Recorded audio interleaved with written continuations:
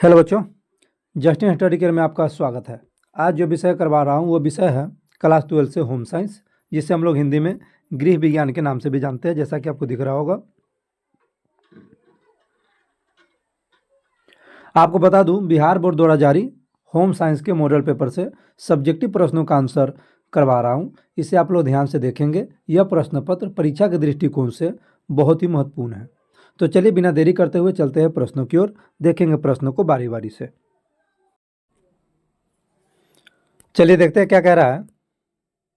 जैसा कि आपको दिख रहा होगा, निम्नलिखित पर संक्षिप्त टिप्पणी लिखना है। टिप्पणी किस पे लिखना है? प्रश्न 1 में थायराइड ग्रंथि पर संक्षिप्त में टिप्पणी लिखना है। देखिएगा किस प्रकार से संक्षिप्त टिप्पणी हम लिख सकते हैं, ध्यान से देखेंगे और समझेंगे। लिखेंगे, थायराइड ग्रंथि मानव अंतःस्रावी तंत्र का एक महत्वपूर्ण हिस्सा है और यह शरीर के चयापचय को विनियमित करने के लिए आपके तंत्रिका और प्रतिरक्षा प्रणाली के साथ मिलकर काम करती है। चयापचय से तात्पर्य शरीर के अंदर होने वाले सभी प्रक्रियाओं से हैं। उदाहरण के लिए भोजन को ऊर्जा में बदलने की प्रक्रिया। थायराइड ग्रंथि रक्त प्रवाह में हार्मोन का उत्पादन और स्त्राव करके चयापचय को नियंत्रित करती है। इस प्रकार से हम थायराइड ग्रंथि पर संक्षिप्त में टिप्पणी लिख सकते हैं। चलिए देखते हैं आगे।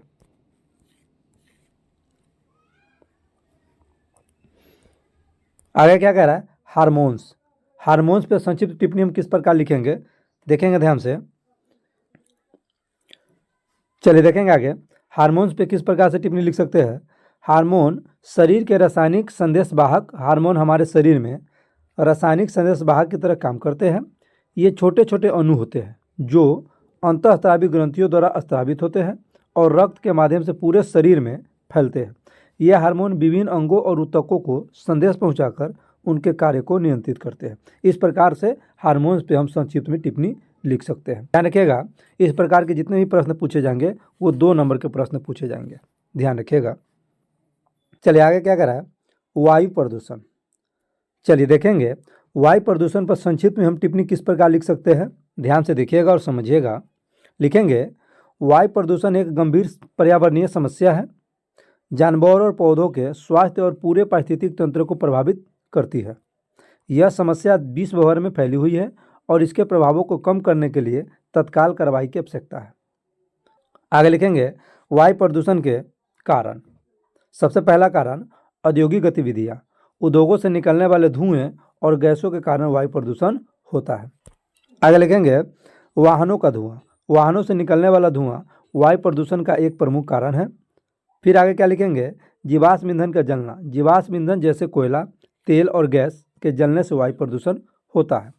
आगे लिखेंगे, कृषि गतिविधियाँ। कृषि गतिविधियों से निकलने वाले धुएं और गैसों के कारण वायु प्रदूषण होता है। इस प्रकार से वायु प्रदूषण पर संक्षिप्त में हम टिप्पणी लिख सकते हैं। चलिए आगे देखेंगे। आगे कठोर जल पे हमें संक्षिप्त में टिप्पणी लिखना है। कठोर जल पे संक्षिप्त टिप्पणी हम किस प्रकार लिखेंगे, ध्यान से देखिएगा। लिखेंगे, कठोर जल वह जल होता है जिसमें कैल्शियम और मैग्नीशियम में घुलनशील लवण अधिक मात्रा में पाए जाते हैं। ये लवण मुख्यतः कार्बोनेट, सल्फेट और क्लोराइड के रूप में होते हैं। आगे लिखेंगे, कठोर जल के प्रकार। अस्थायी कठोरता। यह कठोरता कैल्शियम और मैग्नीशियम के बाइकार्बोनेट के कारण होती है। इसे उबालने पर दूर किया जा सकता है। ध्यान रखिएगा, अस्थायी कठोर जो जल होगा उसे उबाल करके दूर किया जा सकता है। आगे लिखेंगे, अस्थायी कठोरता। यह कठोरता कैल्शियम और मैग्नीशियम के सल्फेट और क्लोराइड के कारण होती है। इसे उबालने से दूर नहीं किया जा सकता है। ध्यान रखिएगा, अस्थायी कठोर वाले जो जल होंगे उसे उबालने के बाद भी दूर नहीं किया जा सकता है। आगे देखेंगे, खाद्य संरक्षण पर हमें टिप्पणी लिखना है। खाद्य संरक्षण पर संक्षिप्त में टिप्पणी हम किस प्रकार लिखेंगे, ध्यान से देखिएगा। खाद्य संरक्षण एक महत्वपूर्ण प्रक्रिया है जिसका उद्देश्य खाद्य पदार्थों को खराब होने से बचाना और उनकी गुणवत्ता को बनाए रखना है। यह प्रक्रिया खाद्य पदार्थों को सुरक्षित और स्वस्थ बनाए रखने में मदद करती है, जिससे लोगों को स्वस्थ और पौष्टिक भोजन मिलता है। खाद्य संरक्षण के तरीकों को देखेंगे। पहला तरीका शीतकरण, दूसरा सुखाना, तीसरा कैनिंग, चौथा देखेंगे फ्रीजिंग। इसके आगे नंबर 5 में क्या लिखेंगे? डिहाइड्रेशन। खाद्य पदार्थों को डिहाइड्रेशन प्रक्रिया से गुजरने से उनकी जल सामग्री कम हो जाती है, जिससे बैक्टीरिया और फंगस की वृद्धि रुक जाती है। इस प्रकार से हम खाद्य पदार्थों का संरक्षण कर सकते हैं, ध्यान रखिएगा। ये था खाद्य पदार्थों पर संक्षिप्त टिप्पणी। चलिए आगे हमें क्या लिखना है, प्राकृतिक तंतु पर संक्षिप्त टिप्पणी हमें लिखना है। ध्यान रखिएगा, प्राकृतिक तंतु पर संक्षिप्त टिप्पणी हम किस प्रकार लिखेंगे, ध्यान दीजिएगा।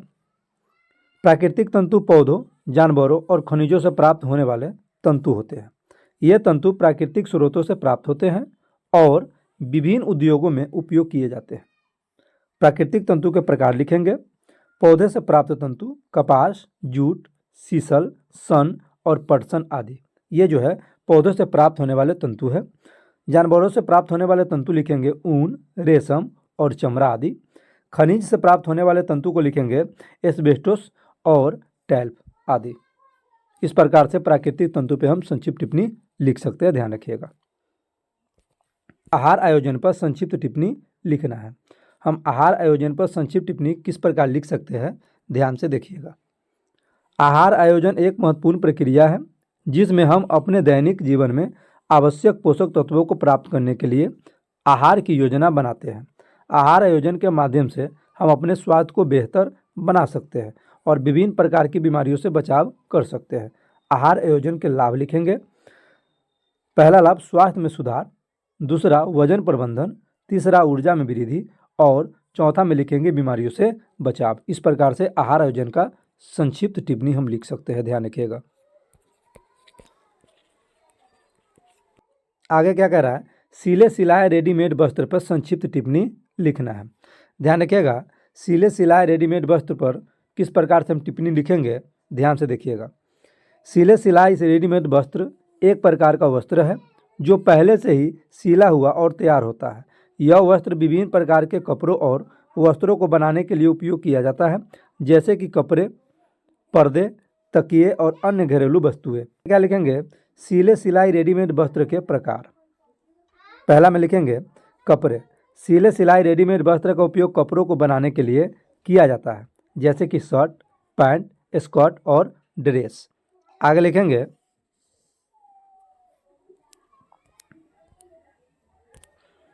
क्या लिखेंगे, पर्दे।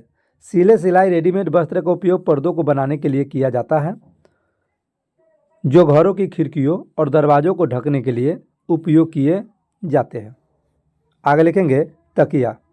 सिले सिलाई रेडीमेड वस्त्र का उपयोग तकियों को बनाने के लिए किया जाता है जो घरों में सजावट और आराम के लिए उपयोग किए जाते हैं।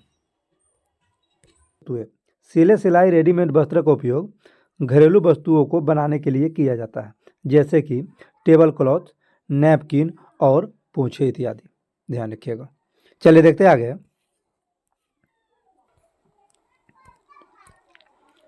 चलिए आगे देखेंगे डीपीटी।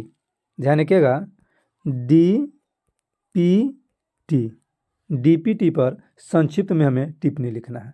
ध्यान रखिएगा, डीपीटी का फुल फॉर्म होता है डिप्थीरिया, पर्टूसिस और टिटेनस। ध्यान रखिएगा। चलिए किस प्रकार से इस पर टिप्पणी लिखेंगे, देखेंगे। डीपीटी एक प्रकार का टीका है जो 3 प्रकार के बैक्टीरियल संक्रमणों से बचाव के लिए दिया जाता है।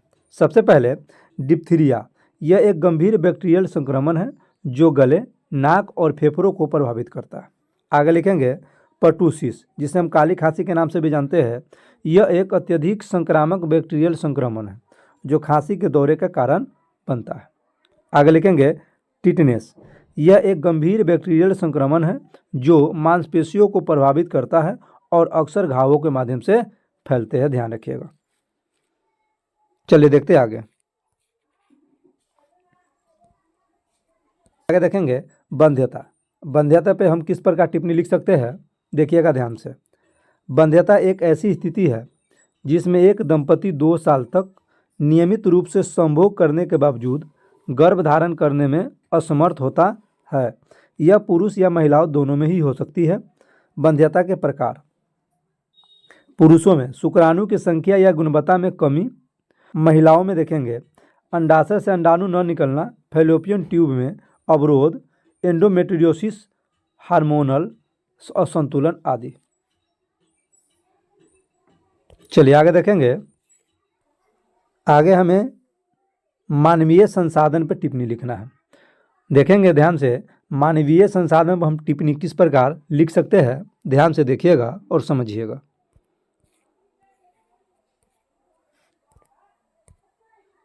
लिखेंगे, मानवीय साधन एक ऐसी प्रक्रिया है जिसमें मानव संसाधनों का उपयोग करके व्यक्तिगत और सामाजिक समस्याओं का समाधान किया जाता है। यह प्रक्रिया मानवीय मूल्यों और सिद्धांतों पर आधारित होती है और इसका उद्देश्य व्यक्तियों और समुदायों को सशक्त बनाना और उनके जीवन की गुणवत्ता में सुधार करना है। मानवीय साधन के प्रकार लिखेंगे मानसिक स्वास्थ्य सेवाएं। यह सेवाएं मानसिक स्वास्थ्य समस्याओं जैसे कि अवसाद, चिंता और तनाव के लिए प्रदान की जाती है। आगे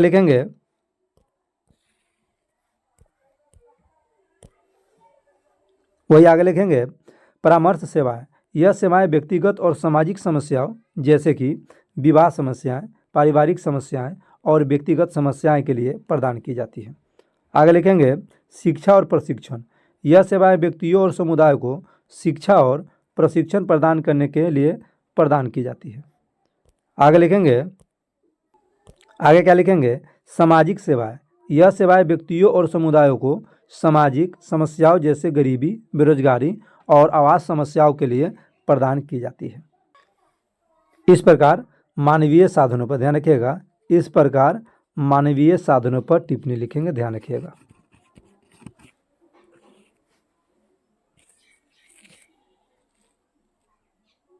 चलिए आगे देखते हैं। आगे देखेंगे गृह सज्जा। गृह सज्जा पर टिप्पणी लिखना है, ध्यान दीजिएगा। गृह सज्जा पर टिप्पणी हम किस प्रकार लिख सकते हैं, ध्यान से देखिएगा।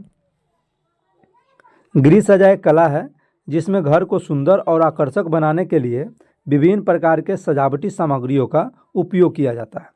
यह एक ऐसी प्रक्रिया है जिसमें घर के अंदरूनी और बाहरी हिस्सों को सजाया जाता है ताकि वह आकर्षक और सुंदर दिखाई दे। गृह सज्जा के महत्व को लिखेंगे घर को सुंदर बनाना। गृह सज्जा घर को सुंदर और आकर्षक बनाने में मदद करती है।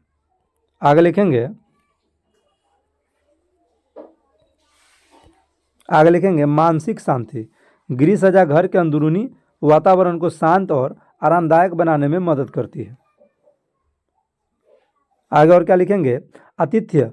गृह सज्जा घर को आतिथ्य के लिए तैयार करने में मदद आगे क्या कह रहा है, कला के तत्व पर संक्षिप्त में टिप्पणी लिखना है। किस प्रकार से लिखेंगे, ध्यान दीजिएगा। यहाँ जो है क छूट गया है, ध्यान रखिएगा। लिखेंगे कला के तत्व।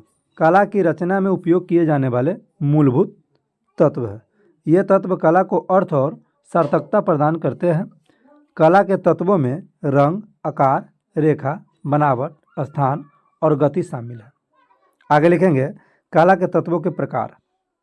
रंग कला का एक महत्वपूर्ण तत्व है।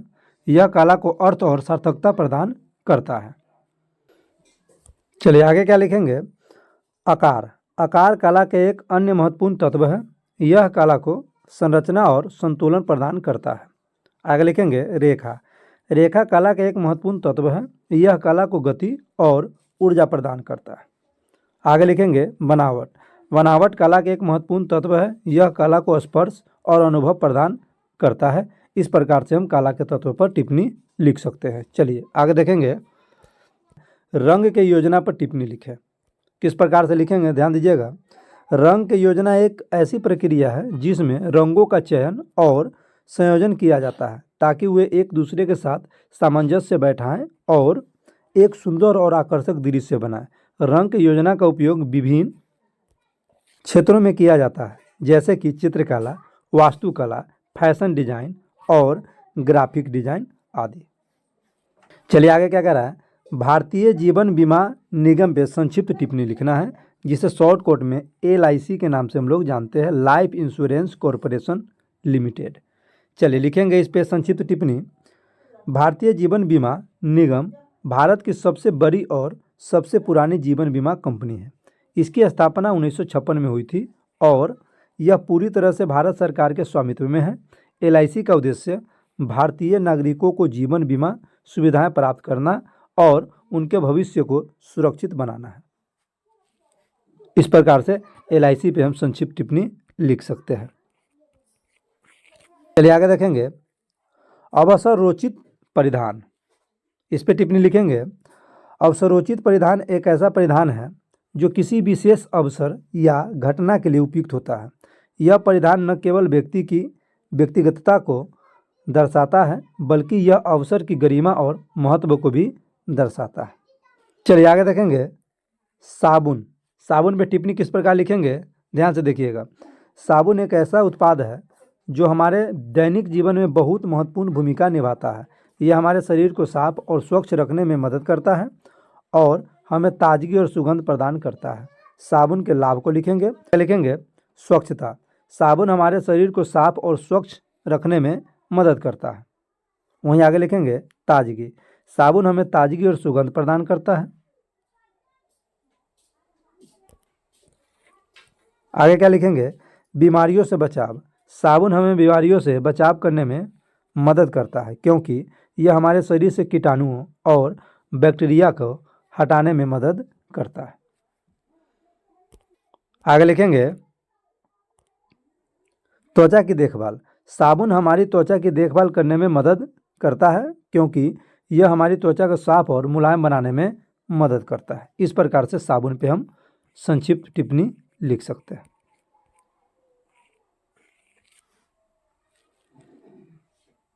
चलिए आगे देखेंगे वॉशिंग मशीन। हमें वॉशिंग मशीन पे संक्षिप्त टिप्पणी लिखना है। किस प्रकार से लिखेंगे, ध्यान से देखेंगे। वॉशिंग मशीन एक ऐसा घरेलू उपकरण है जो कपड़ों को साफ करने में मदद करता है। यह मशीन पानी और डिटर्जेंट का उपयोग करके कपड़ों को साफ करती है और उन्हें स्वच्छ और ताजगी से भर देती है। इस प्रकार से वॉशिंग मशीन पे हम संक्षिप्त टिप्पणी लिख सकते हैं। चलिए आगे देखेंगे आगे चेक के प्रकार पे हमें संक्षिप्त टिप्पणी लिखना है। किस प्रकार लिखेंगे, ध्यान से देखेंगे। चेक एक प्रचलित भुगतान का तरीका है जिसका उपयोग विभिन्न प्रकार के लेन देन के लिए किया जाता है। विभिन्न आवश्यकताओं को पूरा करने के लिए चेक के कई प्रकार होते हैं। आइए चेक के कुछ प्रमुख प्रकारों पर नज़र डालते हैं। इस प्रकार से लिखेंगे चेक के प्रमुख प्रकार। सबसे पहला धारक चेक। इसे कोई भी व्यक्ति नकद में बदल सकता है। यह सबसे कम सुरक्षित प्रकार का चेक है। चलिए आगे लिखेंगे आदेश चेक। यह केवल उस व्यक्ति को देय होता है जिसका नाम चेक पर लिखा होता है, अधिक सुरक्षित माना जाता है। आगे लिखेंगे रेखांकित चेक। इस चेक को केवल बैंक खाते में जमा किया जा सकता है, नकद में भुगतान नहीं किया जा सकता।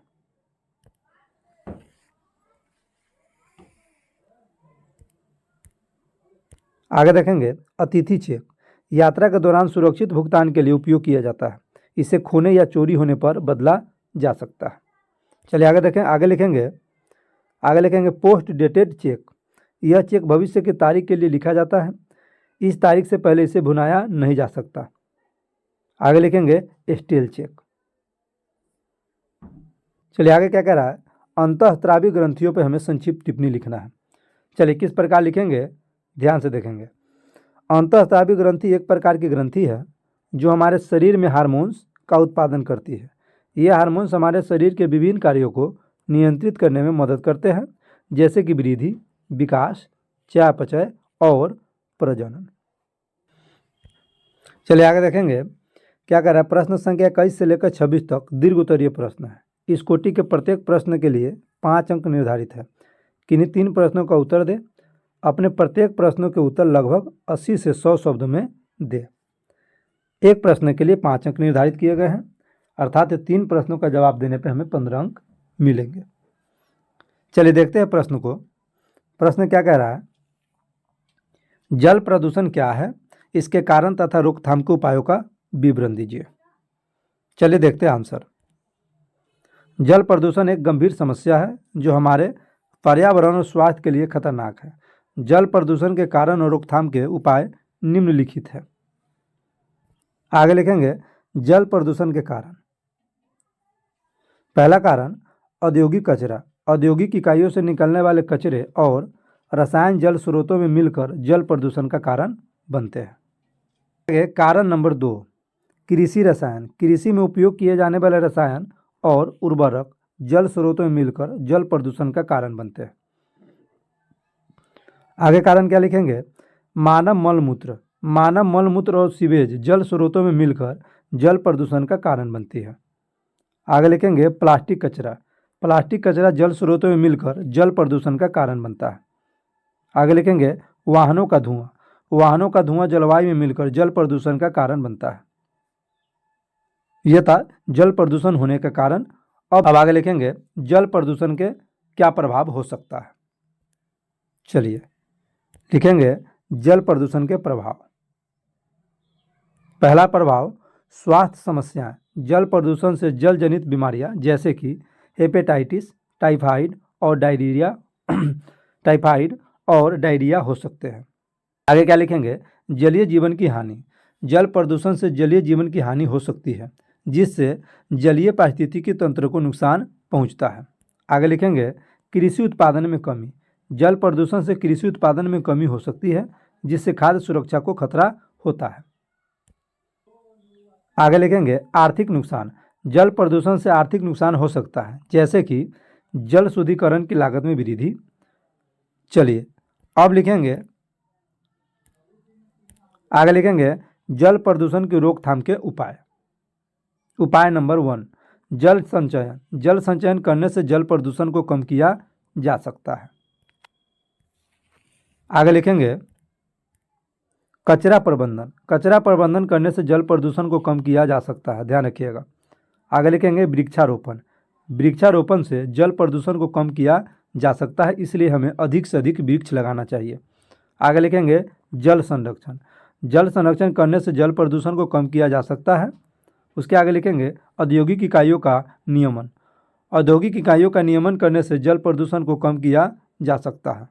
प्रत्येक व्यक्तियों को जल के बचाव, जल के नुकसान और जल को किस प्रकार से उपयोग कर सकते हैं इसके बारे में अवश्य बताना चाहिए। चलिए आगे देखेंगे प्रश्न क्या कह रहा है। मादा प्रजनन प्रणाली के कार्यों की व्याख्या करें। देखेंगे आंसर। मादा प्रजनन प्रणाली एक जटिल प्रणाली है जो महिलाओं में प्रजनन की प्रक्रिया को नियंत्रित करती है। इस प्रणाली के मुख्य कार्य निम्नलिखित है। मादा प्रजनन प्रणाली के मुख्य कार्य को लिखेंगे।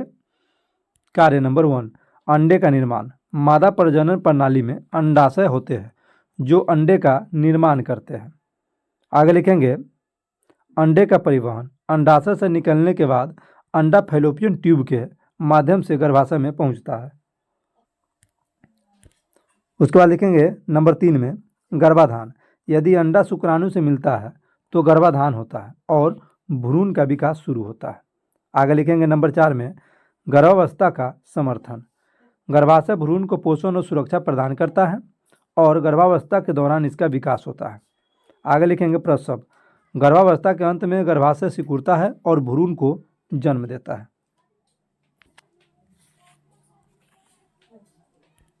आगे क्या लिखेंगे स्तनपान। गर्भावस्था के बाद स्तनपान के माध्यम से शिशु को पोषण प्रदान किया जाता है। आगे लिखेंगे हार्मोन नियमन। मादा प्रजनन प्रणाली में हार्मोन का नियमन होता है जो प्रजनन चक्र को नियंत्रित करता है। उसके आगे लिखेंगे प्रजनन चक्र का नियमन। मादा प्रजनन प्रणाली में प्रजनन चक्र का नियमन होता है जो मासिक धर्म, अंडाशय के विकास और गर्भाधान की प्रक्रिया को नियंत्रित करता है। इस प्रकार से हम इसका उत्तर लिखेंगे। ध्यान रखिएगा प्रश्न 21 से लेकर 26 तक के जितने भी प्रश्न हैं सभी दीर्घ उत्तरीय प्रश्न हैं, इसलिए इसका आंसर जो होगा थोड़ा बड़ा बड़ा आंसर होगा।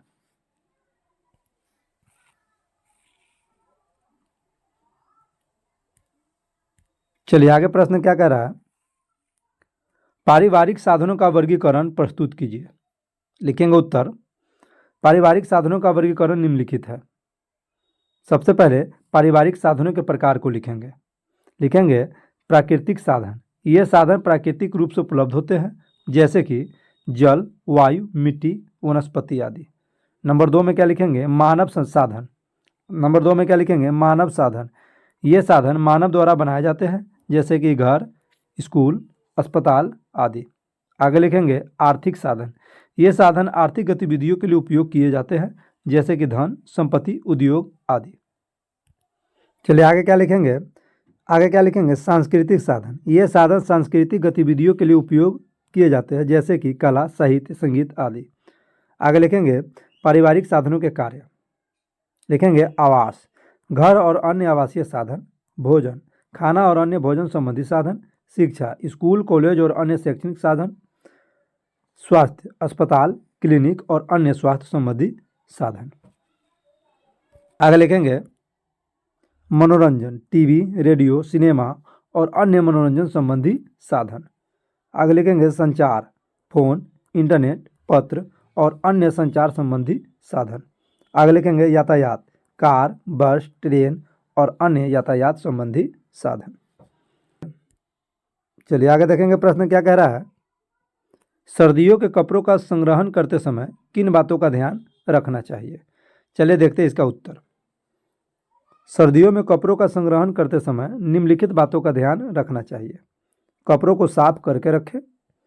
पहली बात तो यह कि कपड़ों को स्टोर करने से पहले उन्हें अच्छी तरह से धो लें। दाग, धब्बे या पसीने के निशान कपड़ों को खराब कर सकते हैं।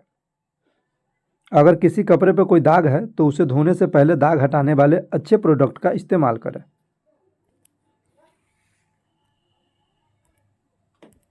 उसके बाद क्या करना है, सूखने दें। धोने के बाद कपड़ों को पूरी तरह से सूखने दें। नमी होने पर कपड़ों में फफूंद लग सकती है। तह करके रखें। कपड़ों को तह करके रखें, इससे कपड़ों पर सिलवटें नहीं पड़ेगी और वे अच्छे से सुरक्षित रहेंगे। भारी कपड़ों को नीचे और हल्के कपड़ों को ऊपर रखें।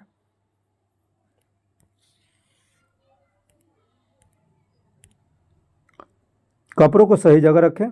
कपड़ों को ऐसी जगह रखें जहां नमी न हो। नमी से कपड़े खराब हो सकते हैं। अलमारी में नेपथिलीन की गोलियां रखें ताकि कीड़े न लगे।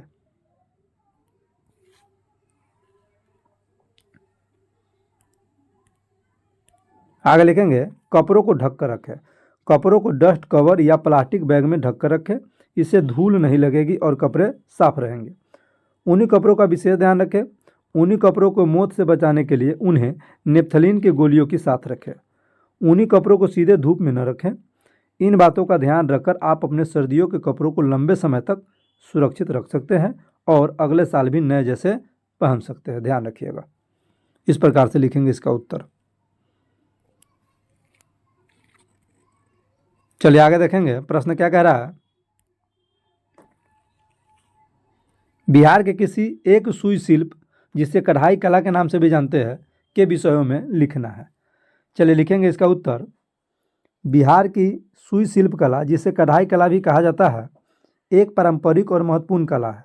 यह कला बिहार की सांस्कृतिक विरासत का एक महत्वपूर्ण हिस्सा है। कढ़ाई कला में कई विषय शामिल हैं, जिनमें से एक प्रमुख विषय है फूल, पत्ती और पेड़ पौधे। फूल, पत्ती और पेड़ पौधे कढ़ाई कला के एक महत्वपूर्ण विषय है। इसमें विभिन्न प्रकार के फूल, पत्तियाँ और पेड़ पौधे कढ़ाई के माध्यम से बनाए जाते हैं। ये डिजाइन प्राकृतिक और आकर्षक होते हैं और बिहार की सांस्कृतिक विरासत को प्रदर्शित करते हैं। कढ़ाई कला में फूल, पत्ती और पौधे के अलावा अन्य विषय भी शामिल हैं, जैसे कि पुरानी कथाएं और देवी देवता, जानवर और पक्षी, प्राकृतिक दृश्य, सामाजिक और सांस्कृतिक जीवन। आगे लिखेंगे कढ़ाई कला की एक विशेषता यह है कि यह कला मुख्य रूप से महिलाओं द्वारा बनाई जाती है। बिहार की महिलाएं अपने घरों में कढ़ाई कला बनाती है, जो उनकी कलात्मक प्रतिभा और सांस्कृतिक विरासत को प्रदर्शित करती है। कढ़ाई कला का महत्व न केवल इसकी सुंदरता और कलात्मक मूल्य में है, बल्कि यह बिहार की सांस्कृतिक विरासत और महिलाओं की कलात्मक प्रतिभा को भी प्रदर्शित करती है। चलिए आगे देखेंगे आखिरी प्रश्न। आखिरी प्रश्न क्या कह रहा है। भोजन बनाते, परोसते और खाते समय किन नियमों का पालन करना चाहिए? चलिए देखते हैं आंसर। भोजन बनाते, परोसते और खाते समय कई नियमों का पालन करना चाहिए, जो हमारे स्वास्थ्य और स्वच्छता के लिए महत्वपूर्ण है। यहाँ कुछ महत्वपूर्ण नियम दिए गए हैं। भोजन बनाते समय स्वच्छता का रखें ध्यान। भोजन बनाने से पहले अपने हाथों को अच्छी तरह से धोना चाहिए। आगे क्या लिखेंगे, साफ और स्वच्छ वातावरण। भोजन बनाने के लिए एक साफ और स्वच्छ वातावरण का चयन करें। आगे लिखेंगे ताज़ा सामग्री। ताज़ा और स्वच्छ सामग्री का उपयोग करें। सही तापमान। भोजन को सही तापमान पर पकाना चाहिए। आगे क्या लिखेंगे, भोजन को ढक कर रखना चाहिए। भोजन को ढक कर रखें ताकि उसमें धूल और कीट न पड़े। ध्यान रखिएगा। ये था खाना बनाते समय ध्यान रखने वाली बात। क्या ध्यान रखना है आपको? साफ सफाई का ध्यान रखना है।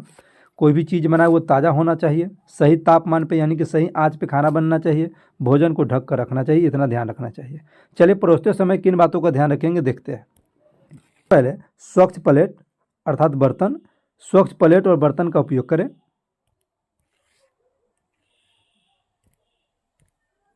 और क्या करना चाहिए, भोजन को सही तरीके से परोसना चाहिए।